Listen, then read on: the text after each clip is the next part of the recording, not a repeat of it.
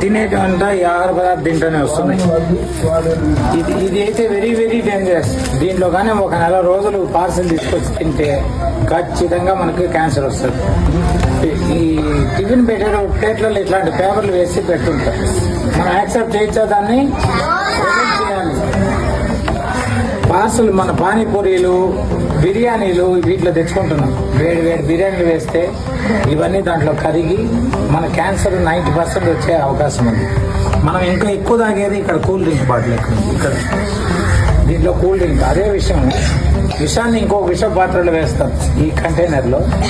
ఇది ఎన్నో రోజుల ముందు కంపెనీ నుంచి వచ్చేస్తుంది.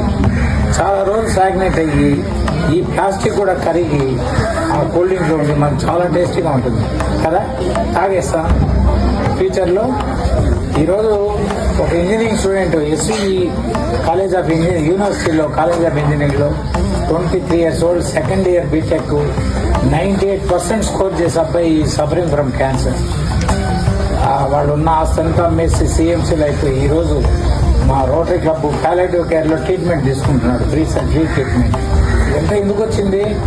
ఆ యూనివర్సిటీ ప్లాట్ఫామ్లో అంతా ఉండేదంతా ఇవే బిర్యానీ షాపులు, పానీపూరీలు, వాళ్ళు పెట్టించేది ఇట్లాంటి ప్లేట్లలో.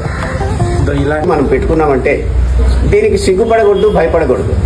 కర్నూలులో ఒక లాయరు తనతోటే ఒక ప్లేట్ ఎప్పుడు పెట్టుకొని ఏ ఫంక్షన్కి వెళ్ళినా ఆయన ఈ ప్లేట్లోనే తింటున్నారని చెప్పేసి ఈ మధ్యకాలంలో వార్తల్లో కూడా నేను చదివాను.